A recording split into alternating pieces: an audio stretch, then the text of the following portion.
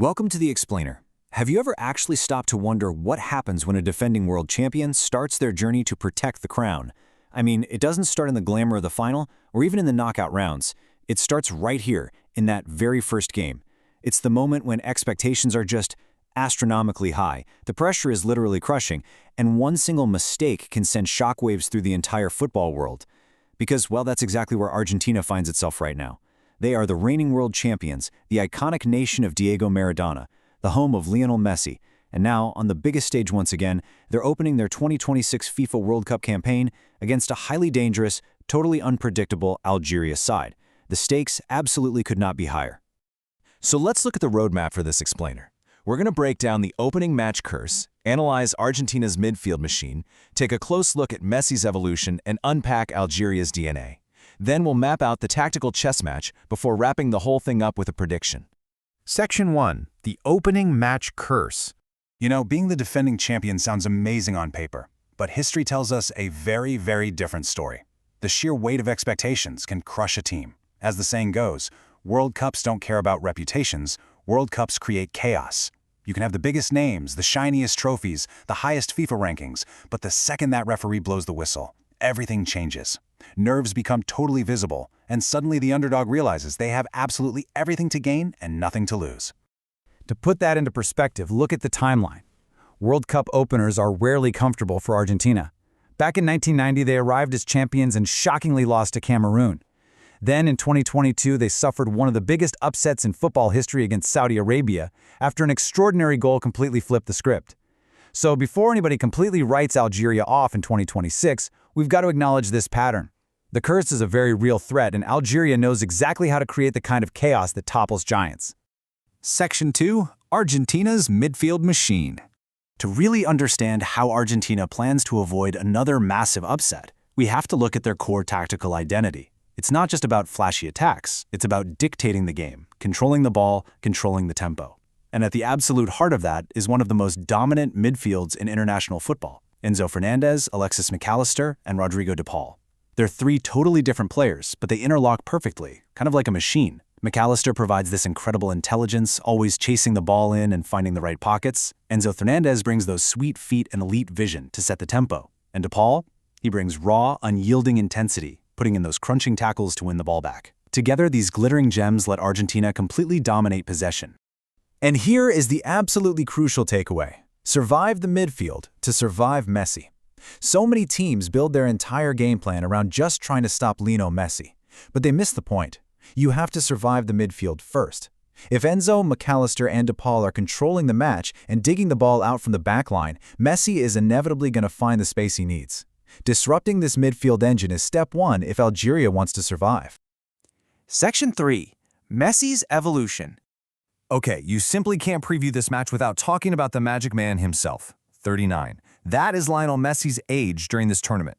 Now, at 39, most players have either hung up their boots or significantly dropped off physically. But what's truly mind-blowing about Messi isn't just that he's still playing, it's how he's adapted. He's shifted away from relying on youthful speed and stamina and instead leaned into a brilliant mental evolution. He's smarter, more selective, and ruthlessly efficient. His modern blueprint is actually quite simple, but it is devastating. Conserve energy, wait for the perfect moment, and then exploit the defense. Messi no longer needs to touch the ball 100 times a match. He just drifts, watches, and waits.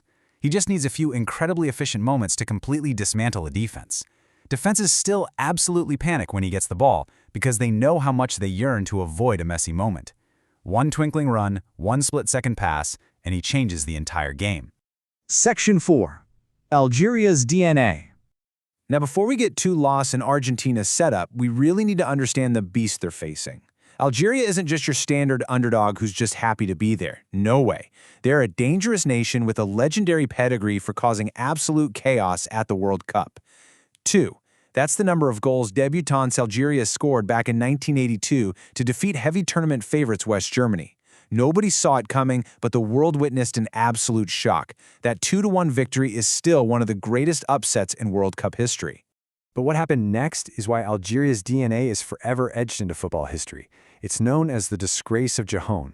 So as that 1982 group stage was wrapping up, West Germany and Austria realized that a very specific result in their match would send both of them through and knock Algeria out. So what did they do? After an early goal, they literally just stopped competing. The game slowed to a crawl. Algeria was unjustly eliminated and the entire football world was furious. The backlash was so intense that FIFA literally changed the rules forever. Since then, final group stage games have to be played simultaneously. Think about that. Algeria was so disruptive they changed World Cup rules. That defiant underdog spirit is still very much alive in this team today. Section 5. The Tactical Chess Match. This game is going to be a massive battle of contrasting philosophies. On one side, Argentina wants the ball. Their formation is super fluid, fullbacks advance, and the Magic Man drifts wherever he sees an opening. It is beautiful to watch, but it comes with risks. Algeria, on the flip side, wants the space. They don't need endless possession. They're perfectly happy to suffer without the ball, soak up the pressure, wait for one mistake, and then hit back with rapid transitions.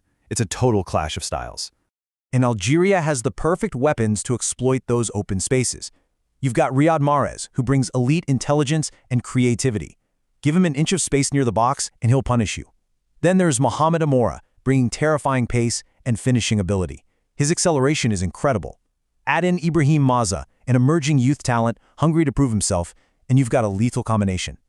Algeria literally only needs one sloppy pass in midfield to spark these three into a deadly counterattack. But of course, Argentina isn't going to just roll over. They have a legendary defensive spine to counter that exact threat. Emiliano Martinez is in goal, and we all know he absolutely thrives on big pressure and big match saves. In front of him, Christian Romero brings fierce, aggressive defending, while Nicolas Otamendi adds cool, battle-tested experience. They're a backbone that has already conquered the world, but man, they're going to have to stay on super high alert against Algeria's speed. So it all boils down to this ultimate tactical question. Can Argentina dominate possession without exposing themselves defensively? Because when their fullbacks push up high and they unexpectedly lose the ball, that is Algeria's golden ticket. Whoever solves that puzzle is probably walking away with the 3 points. Section 6. Prediction. We've looked at the history, we've looked at the tactics, but before we get to the final score, keep an eye on Argentina's sheer depth. While everyone is naturally glued to Messi, look out for Julian Alvarez relentlessly biting and pressing the defense to force a mistake, or Lautaro Martinez coming on to provide that clinical finishing touch. World Cups always produce unexpected heroes. Alvarez constantly does the dirty work, while Lautaro only needs half a chance to smash it home. Their squad depth is just ridiculous. So, taking all of this analysis into account, here is the prediction. Argentina 3, Algeria 1. I definitely expect a really competitive battle early on. Algeria is going to defend compactly, frustrate the champions, and probably create some very real, very nervous moments on the counter. But over 90 minutes, the combination of Messi's intelligence, that absolute control from the midfield, and Argentina's depth of talent feels like it'll eventually be too much. Expect an Argentine triumph, but a hard-fought one for sure. I want to leave you with this final thought. The biggest story here isn't just the final score. It's the sight of Lionel Messi stepping onto yet another World Cup stage. One day, these tournaments are going to happen without him, but today is not that day. As long as he is walking onto a pitch, anything feels possible. But, as we've learned in this explainer, history is packed with giants who underestimated underdogs. So will Algeria flip the script and create a whole new chapter of World Cup chaos? We'll have to wait and see. Thanks so much for joining me for this explainer, and enjoy the match.